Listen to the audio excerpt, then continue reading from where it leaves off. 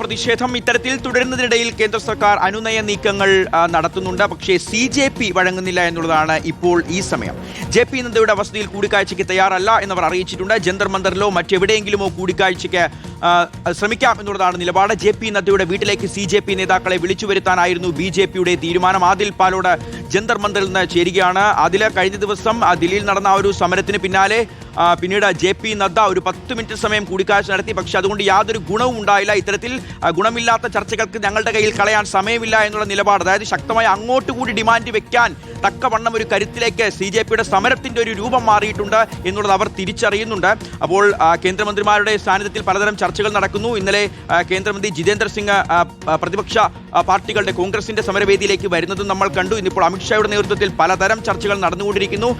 ഒരു കാര്യത്തിൽ യാതൊരു വിട്ടുവീഴ്ചയുമില്ല. കേന്ദ്രമന്ത്രി ധർമ്മേന്ദ്ര പ്രധാന്റെ രാജി മാത്രമാണ് CJP ആവശ്യപ്പെടുന്നത്. ഇന്ന് ഒരു ചർച്ചയ്ക്കിന് സാധ്യതയുണ്ടോ? ആ ചർച്ചയിലൂടെ ഈ ഒരു ആവശ്യം അംഗീകരിക്കപ്പെടാൻ സാധ്യതയുണ്ടോ? ആദ്യം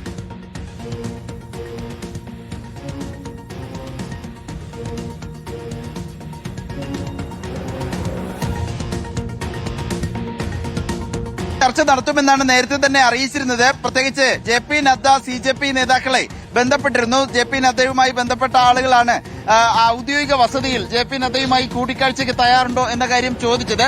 അതേസമയം JP നദ്ദയുടെ വസതിയിൽ കൂടിക്കാഴ്ചയ്ക്ക് തങ്ങൾ ഒരുക്കമല്ല എന്ന മറുപടിയാണ് CJP വക്താക്കൾ നൽകിയത്. അതിന് പ്രധാനമായി കാരണം പറയുന്നത്, കഴിഞ്ഞ തവണ നിരവധി ആവശ്യങ്ങൾ മുന്നിൽ വെച്ച് തങ്ങൾ നിവേദനം നൽകിയിരുന്നതാണ്. പക്ഷേ ആ നിവേദനത്തോട് ഒരു പോസിറ്റീവായ ഒരു സമീപനമായിരുന്നില്ല JP നദ്ദയുടെ ഭാഗത്തു നിന്നുണ്ടായത്. മാത്രമല്ല JP നദ്ദയുടെ വസതിയിൽ ദീർഘനേരം അവിടെ കാത്തിരിക്കേണ്ട ഒരു സാഹചര്യം കൂടി ഉണ്ടായി. 3 ആവശ്യങ്ങളാണ് പ്രധാനമായും അന്ന് ഉന്നയിച്ചിരുന്നത്. ധർമ്മേന്ദ്ര പ്രധാൻ രാജിവെക്കുക, രണ്ടാമതായി സോനം വാങ്ചുക്കിനെ ആശുപത്രിയിൽ നിന്ന് മോചിപ്പിച്ച് സമരപന്തലിൽ എത്തിക്കുക, മൂന്നാമതായി ആത്മഹത്യ ചെയ്ത കുട്ടികളുടെ രക്ഷകർത്താക്കൾക്ക് ബന്ധുക്കൾക്ക് 1 കോടി രൂപ വീതം നഷ്ടപരിഹാരം നൽകുക എന്നതായിരുന്നു പ്രധാന ആവശ്യമായി മുന്നിൽ വെച്ചിരുന്നത്. ഇപ്പോഴത്തെ 2 ആവശ്യങ്ങൾ കൂടി ഇവർ മുന്നിൽ വെക്കുന്നുണ്ട്. FIR സമരക്കാർക്കെതിരെ രജിസ്റ്റർ ചെയ്തിരുന്നു.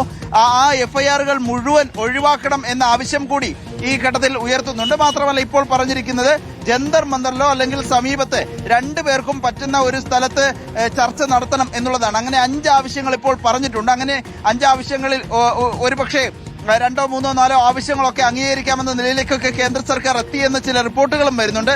ജന്തർ മന്ദറിൽ ആളുകൾ ഒഴുകി എത്തുന്നതാണ് നമ്മൾ കാണുന്ന കാഴ്ച. മലയാളികൾ അടക്കം ഇവിടെ എത്തുന്നുണ്ട്. ഇത് കേരളത്തിൽ എവിടെ നിന്നാണ് വരുന്നത്? മണ്ണാർക്കാട്. ഇങ്ങോട്ട് വരാൻ എന്താ തോന്നാൻ കാരണം? അതായത് സോഷ്യൽ മീഡിയ കുഴപ്പങ്ങള് റിപ്പോർട്ടർ ചാനലാണെങ്കിൽ നമ്മൾ വീഡിയോസ് ഒക്കെ സ്ഥിരമായിട്ട് കണ്ടുകൊണ്ടിരിക്കുകയാണ്. അപ്പോ നമ്മളും ഇതിൽ പങ്കുചേരുക എന്നുള്ളൊരു ലക്ഷ്യം. കാരണം നമ്മളെല്ലാവരും ഉറങ്ങിക്കടന്നു കഴിഞ്ഞാല് ഇവിടെ എന്താ പറയാ, പണവും പദവിയൊക്കെ ഉണ്ടെങ്കിൽ രാഷ്ട്രീയക്കാർക്ക് എന്തും ആവാ എന്നുള്ളൊരു വിചാരം ഉണ്ടല്ലോ. നാളെ നമ്മളെ മക്കൾക്കും ഇതേപോലെ ഒന്നും സംഭവിക്കാൻ പാടില്ല. നമ്മളെ മക്കളെ നമ്മൾ വളർത്തിക്കൊണ്ട് തന്നെയാണ്. നാളെ നമ്മളെ മക്കൾ പഠിക്കാൻ പോകുമ്പോൾ ഇങ്ങനെ ഒരു ബുദ്ധിമുട്ട് അവർക്ക് വരാൻ പാടില്ല എന്നുള്ളൊരു പ്രതിഷേധം, നമ്മളെ പ്രതിഷേധം ഇവിടെ അറിയിക്കാൻ.